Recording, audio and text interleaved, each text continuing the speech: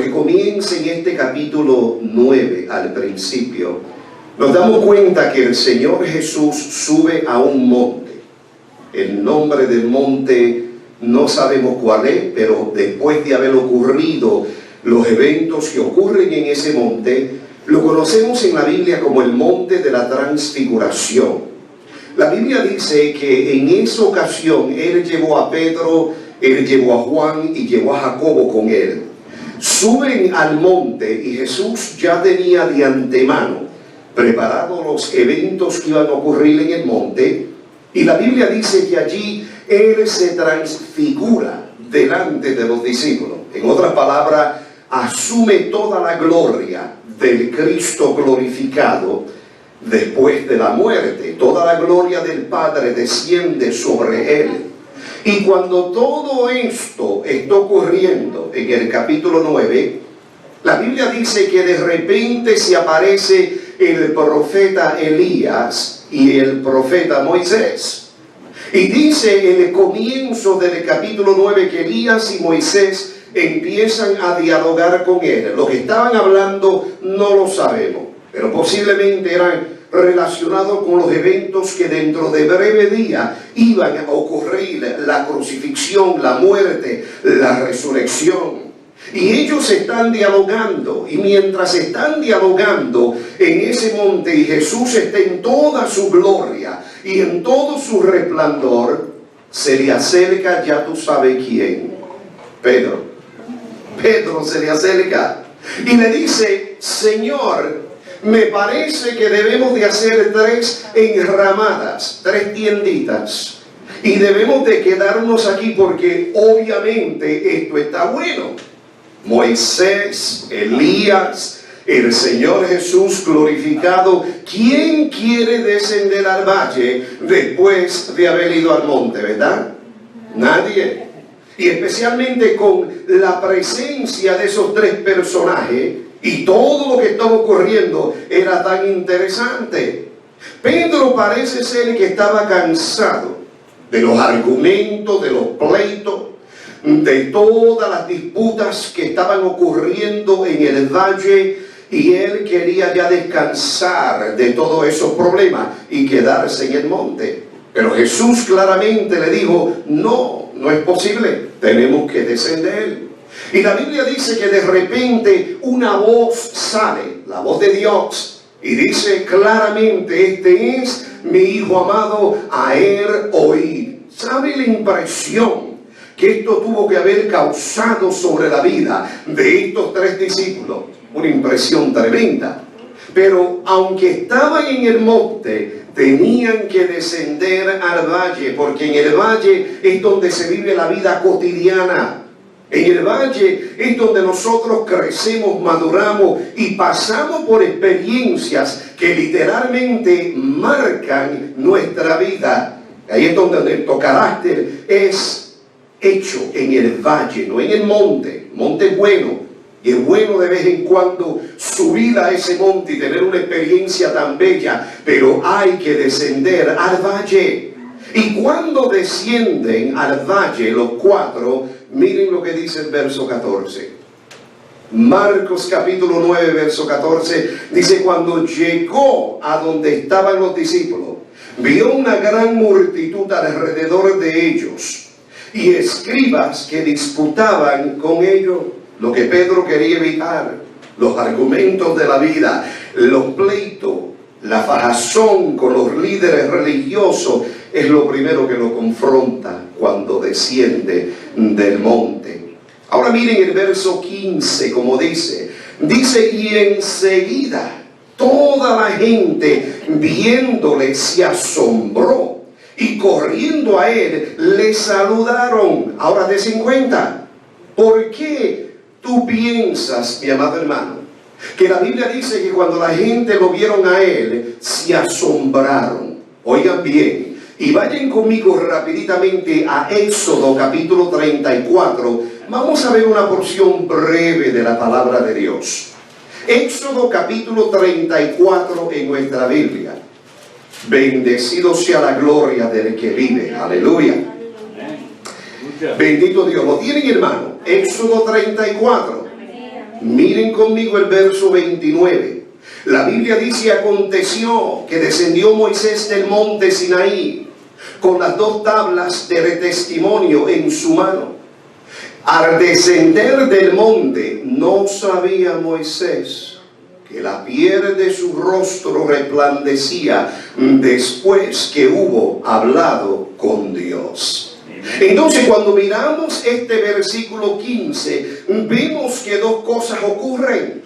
Cuando Jesús había estado en el monte y él había hablado con Elías y con Moisés, y la presencia de Dios estaba entre ellos, algo había quedado en el rostro del maestro cuando desciende del monte.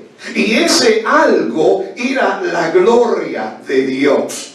Porque cuando tú estás en la presencia de Dios, y no estoy hablando de una experiencia casual o cualquiera, estoy hablando de que cuando tú te metes con Dios, ¿saben lo que estoy diciendo, iglesia? Momentos en los cuales tú dices: yo no quisiera levantarme de aquí. La presencia de Dios es tan gruesa sobre mi vida. La gloria que siento está perforando todo mi ser, que no quisiera levantarme. Ese momento Jesús lo tuvo en el monte de la transfiguración. Y cuando desciende, todavía le quedan rasgos sobre su rostro de haber estado en la presencia de Dios. Y cuando desciende, la gente lo miran y se asombran, y ya no están mirando el mismo Cristo que habían visto anteriormente. Ahora están mirando a uno que había tenido una experiencia que había literalmente transformado su vida. Y cuando tú estás en la presencia de Dios, se nota en el rostro tuyo. Amén. Y cuando tú no estás, se nota también. Se notan, los 2 extremos se notan. Bendito sea el Señor. Entonces es una cosa que quiero que vean claramente. La segunda cosa que quiero que vean es que los discípulos están argumentando con los escribas. Y quiero que se den cuenta, mi amado hermano, que la religión de este mundo, por lo más linda que sea, por lo más antigua que sea, por lo más que se haya practicado, no puede resolver el dilema del corazón del hombre. ¿Amén, hermano? Amén. No puede.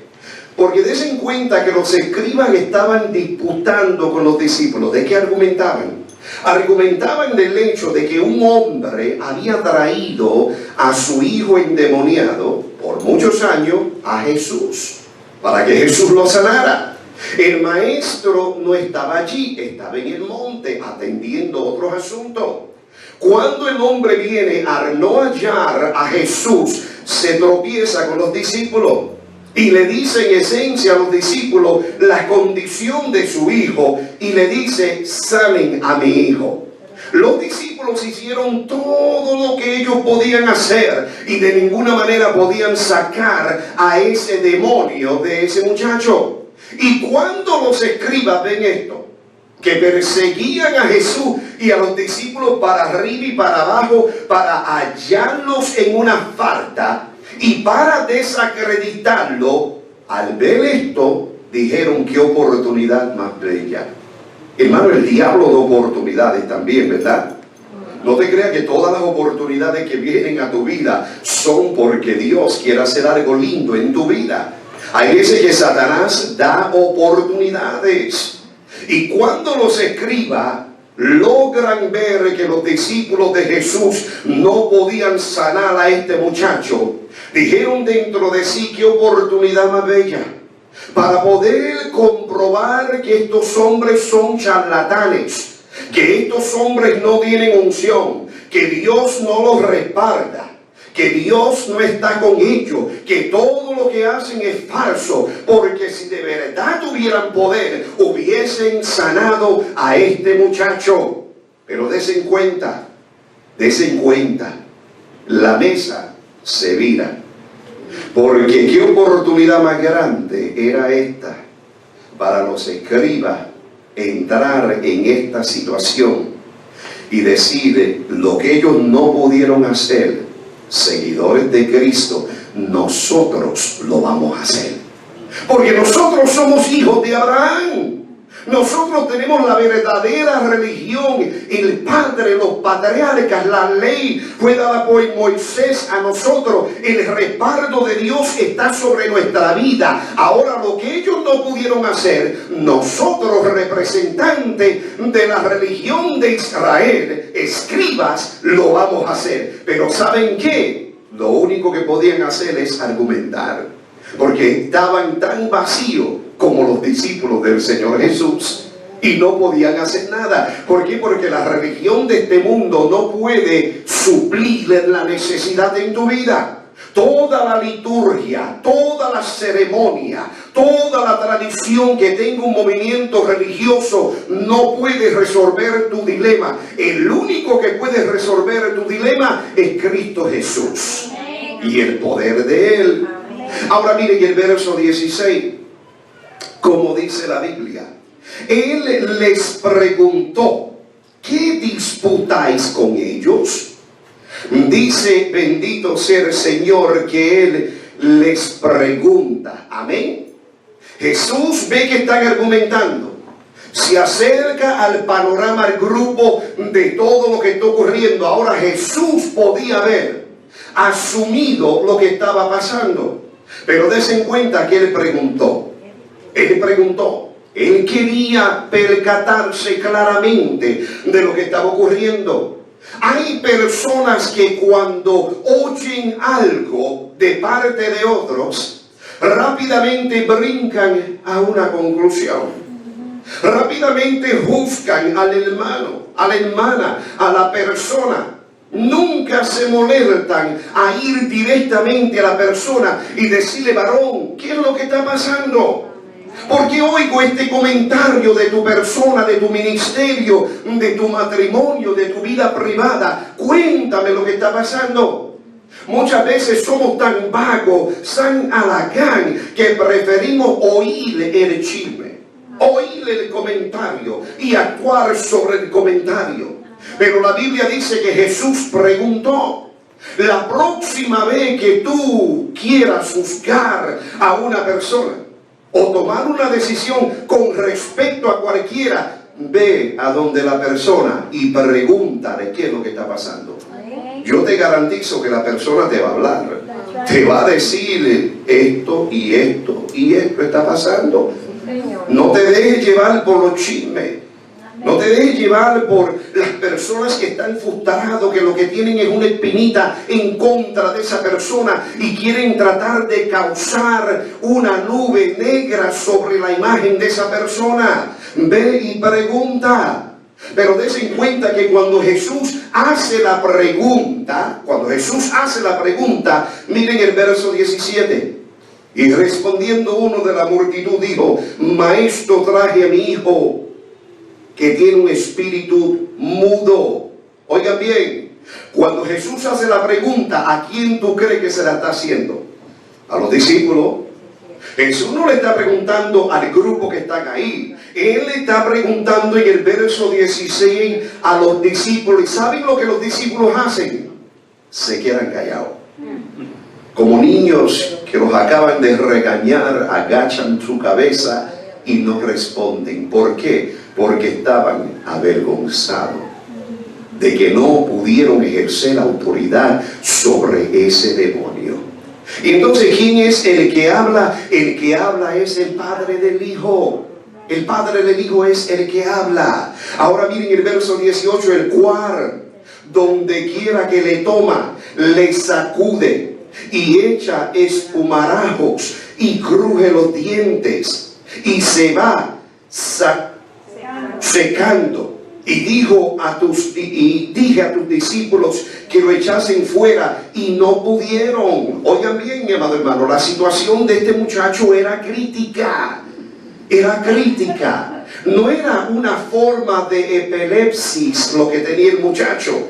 Lo que quizás hoy en día mucha gente llegaría a la conclusión era un demonio que lo estaba atormentando. Ahora nunca cometemos el error de brincar a la conclusión de que toda enfermedad es demoníaca. Porque entonces hasta en la sopa vamos a ver demonio. Y hay personas que son así. Pero hay enfermedades que son resultados de demonio. Hay otras que son deficiencias, vamos a decir, físicas en la vida de la persona. O desbalances que hay en el cuerpo de una persona. Pero en el caso de este muchacho, él estaba literalmente endemoniado. Cuando el padre le cuenta todo lo que está ocurriendo, ¿dónde está el muchacho? ¿Dónde está el muchacho? El muchacho está ahí. El muchacho está atormentado. El muchacho está siendo afligido por el poder de este demonio. Pero des en cuenta que Jesús todavía no trae consuelo a la vida de este muchacho. No lo trae porque habían otras áreas en la vida de los discípulos que él tenía que corregir antes de lidiar con el demonio. Tengan por seguridad que Jesús estaba confiado de que cuando él se parara delante de ese demonio iba a tener que soltar la vida de ese muchacho. Ahora des en cuenta que el muchacho que estaba endemoniado le había el demonio causado perder las cuerdas vocales. El muchacho no podía hablar. El muchacho era mudo a pesar de todo lo que el demonio hacía para atormentarlo. Ahora, los demonios son astutos, mi amado hermano, porque los escribas y muchos de los líderes religiosos tenían una costumbre que si ellos no podían identificar el demonio por nombre, no lo podían reprender. Eso era una ley, eso era una doctrina, una enseñanza entre los escribas y entre los judíos. Entonces este demonio dice: voy a agarrar a este muchacho, le voy a tumbar las cuerdas vocales, lo voy a atormentar para que cuando ellos pregunten, él no pueda hablar. Entonces ellos pensaban que ellos no podían reprender el demonio. Pero miren el verso 19, mi amado hermano. Y respondiendo él, Jesús, estoy hablando, les dijo: oh generación incrédula, ¿hasta cuándo te he de estar con vosotros? ¿Hasta cuándo os he de soportar? Tráemelo. Oigan bien, mi amado hermano. La censura, la reprensión que Jesús da a este pueblo es una bastante fuerte. Es una que Moisés ya le había dado al pueblo de Israel en el Antiguo Testamento, en el capítulo 32 del libro de Deuteronomio. Si quieren matarle, lo buscan. En el verso 16, 17, 19 y 20, Dios le dice a Israel a través de Moisés: ustedes son unos infieles. Ustedes son unos incrédulos, ustedes no me respetan a mí, ustedes son unos locos, no tienen cordura. Y Moisés sigue reprendiendo al pueblo de Israel. Ahora Jesús básicamente hace lo mismo, pero le dice: tráiganme el muchacho. Miren el verso 20, y se lo trajeron.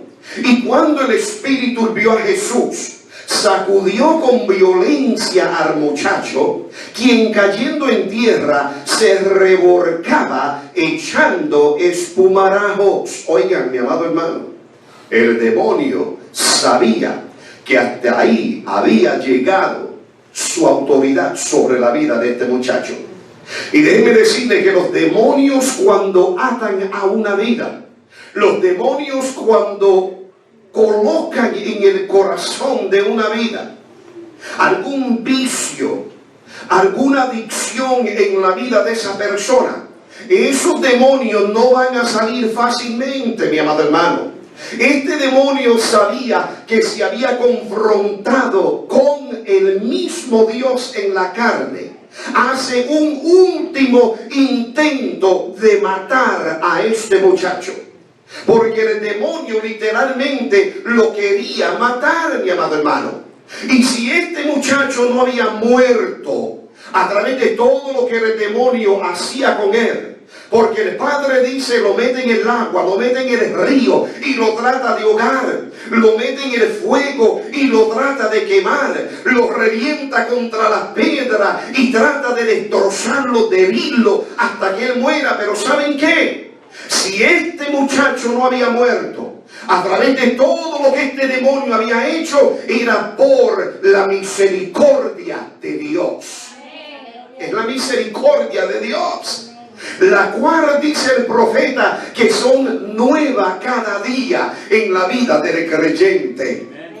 El demonio hace el último intento de revolcar al muchacho y de quitarle la vida.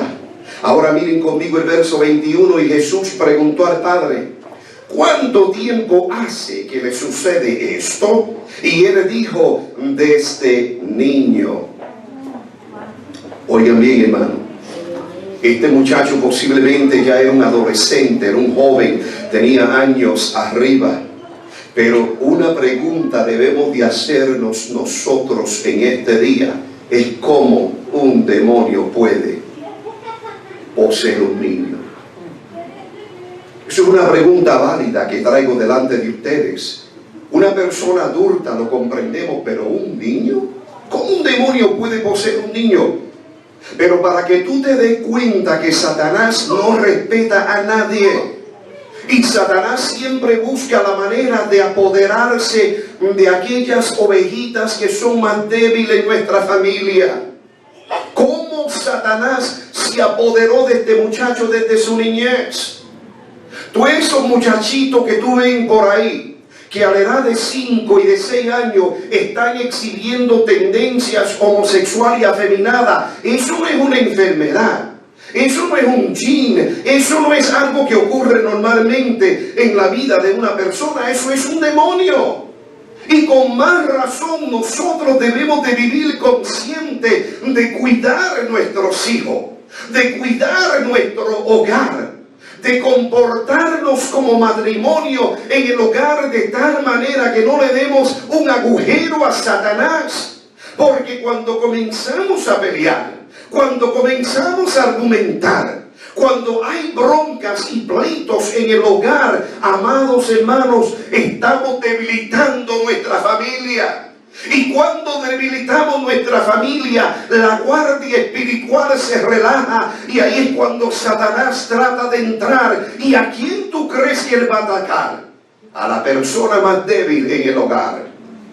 No posiblemente tanto al padre ni a la madre, pero trata de atacar a los niños en el hogar. Este muchacho desde niño estaba atormentado y poseído por este demonio. Es posible, mi amado hermano, que los niños puedan ser poseídos por demonios, y esto claramente lo trae a relucir.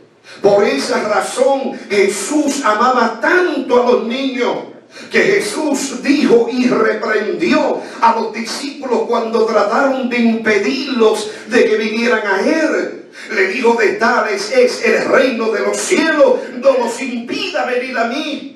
Porque los niños deben de ser instruidos desde una edad pequeña que Dios es Dios y Él es su Salvador. Amén. Y aunque ellos no tengan la habilidad de confesarlo, deben de criarse en los caminos del Señor. Y cuando llegan a esa edad de discreción, hazlos conscientes de que tienen que aceptar a Cristo como su Salvador. Porque Satanás se apodera de los niños. Miren el verso 22, dice la Biblia: y muchas veces le echen el fuego y en el agua para matarle, pero si pudiese hacer algo, dice el Padre a Jesús, pero si pudieses hacer algo, ten misericordia de nosotros y ayúdanos. Oiga, mi hermano, piensa un momentito, ¿por qué tú crees que el Padre le habla hacia Jesús?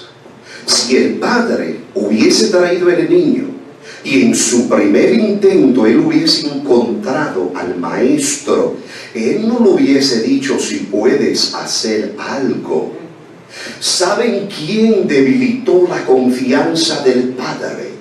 Los discípulos que no pudieron reprender al demonio. Ellos impactaron, influenciaron tanto la vida de este Padre, que ahora cuando se ve frente al Rey de Reyes, el Señor de Señor, Se ve frente a aquel sobre toda rodilla. Aquellos doblarán en el cielo, en la tierra y debajo de la tierra. El Padre le dice: si puedes hacer algo. Porque ya la confianza del Padre estaba tan deteriorada por motivo de los discípulos. Hermano, tú representas a Dios en esta tierra. Y la conducta tuya, la falta de fe tuya, impacta, influye las personas que te rodeen. Si tú eres un enclenque, si tú siempre caminas derrotado con un pensamiento pesimista en tu cabeza y tú no manifiesta la gloria de Dios y lo que Dios ha hecho en tu vida, como tú crees que ellos crean en Él. Si tú como representante no puedes hacer nada, el Padre le dijo: si puedes hacer algo, ten misericordia de nosotros. Verso 23, Jesús le dijo: si puedes creer, al que cree todo le es posible. Ustedes se están dando cuenta de lo que está pasando aquí. El Padre está tratando de echarle la culpa a Jesús y a sus discípulos, y Jesús le dice: ¿tú sabes qué? La bola tiene que estar en la corte tuya. Si tú crees, todo es posible, porque al que cree, todo le es posible. Ahora Jesús coloca la responsabilidad sobre la vida del Padre, pero me encanta la sinceridad de este hombre. En el verso 24, miren cómo dice rapiditamente. Dice la Biblia, dice: e inmediatamente el padre del muchacho clamó y dijo: creo, ayuda mi incredulidad. El padre le dice: ¿tú sabes qué? Yo creo, pero dentro de mí hay un elemento de incredulidad que yo no he logrado vencer. Y tus discípulos, por no haber podido reprender este demonio, me han hecho mi carga más pesada todavía. ¿Cuántas veces tú no te has visto en esa situación donde tú quieres creer, pero hay algo dentro de ti que no te deja creer? Quieres creer, pero hay cierto grado de incredulidad en tu vida que no te deja vencer esa barrera, no te deja superar esa adicción en tu vida, y tú sigues cayendo y cayendo y cayendo. El Padre le dice: yo creo, pero ¿sabes qué? Ayuda la incredulidad mía. Miren el verso 25. Cuando Jesús vio que la multitud se agolpeaba, reprendió al espíritu inmundo diciendo: espíritu mudo y sordo, yo te mando, sal de él y no entres más en él.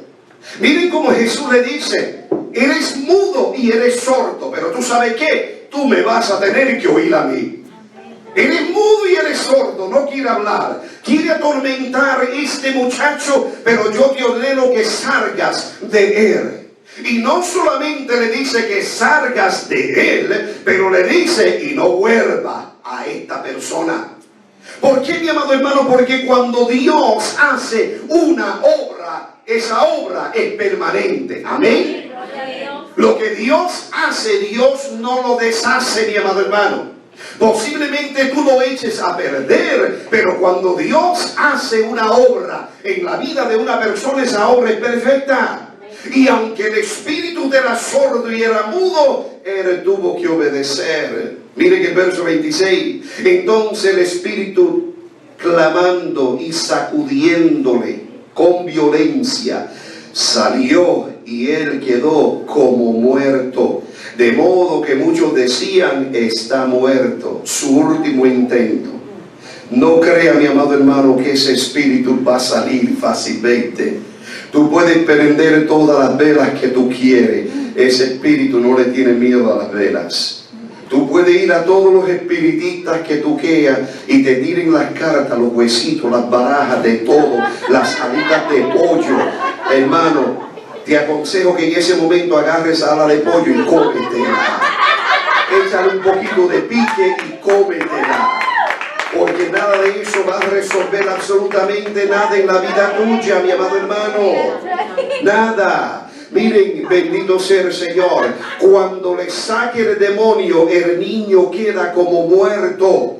Queda como muerto. Dice el verso 27, pero Jesús tomándole de la mano, le enderezó y se levantó. Se levantó. Verso 28, cuando él entró en casa, sus discípulos le preguntaron aparte, ¿por qué nosotros no pudimos echarle fuera? Oigan, todavía estaban los discípulos curiosos. Todavía tenían una interrogación en su vida que necesitaba una respuesta de parte del maestro. ¿Y saben por qué ellos hacen esta pregunta? Porque anteriormente en los evangelios Jesús los había enviado de dos en dos. ¿Se acuerdan? Y le había dado autoridad y poder sobre todo espíritu maligno y sobre toda enfermedad. Y cuando ellos regresan de esa pequeña gira evangelística, dice que vinieron gozosos y le dicen al Señor, maestro, hasta los demonios se someten delante de nosotros. Jesús le dijo, no se gocen en eso. Gócense que su nombre esté escrito en el libro de la vida. Pero ellos estaban contentos. Ellos hacen la pregunta porque anteriormente habían tenido autoridad sobre los espíritus malos. Pero Jesús le dice en el verso 29, le dice, y les digo, este género con nada puede salir, sino con oración y ayuno. Oiga, mi amado hermano, el libro de Efesios, en el capítulo 6, registra las diferentes categorías, los diferentes rangos de autoridad en el reino de Satanás. Y habla de potestades, habla de potencia, habla de espíritus malignos, habla de todo rango que Satanás tiene. Y hay ciertos elementos en el reino de Satanás que son más fuertes que otros. Hermano, yo he estado en iglesia donde han agarrado una persona que exhibe que está poseído por un demonio, y después de haber orado por esa persona y reprendido como por media hora y no han logrado sacar ese demonio, he visto los líderes agarrar la Biblia, abrirla al Salmo 23 y comenzar a estrujarla en la cara de ese muchacho o de esa muchacha, derramar aceite sobre esa persona y la persona sigue endemoniado. ¿Por qué? Porque hay demonios que son más fuertes que otros. Y parece ser que los discípulos estaban complacentes en lo que habían hecho anteriormente. Nunca descanse sobre tus logros del ayer. Jesús le dice, ustedes tienen que orar, tienen que buscar mi presencia, tienen que ir delante de Dios, sacrificar, ayunar, para que el Espíritu Santo les llene, para que cuando confronten una situación como esta, los demonios se sometan a la palabra de ustedes. Pero ellos no habían hecho eso. Ellos habían confiado en todo lo que habían hecho anteriormente y habían sido negligentes con su vida espiritual. Y hay muchas personas dentro de las iglesias que están viviendo a base de lo que hicieron ayer.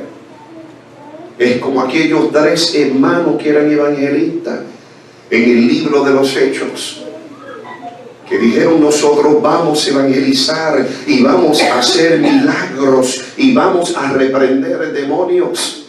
Y la Biblia dice en el libro de los Hechos que fueron a la casa de una persona que estaba atormentada.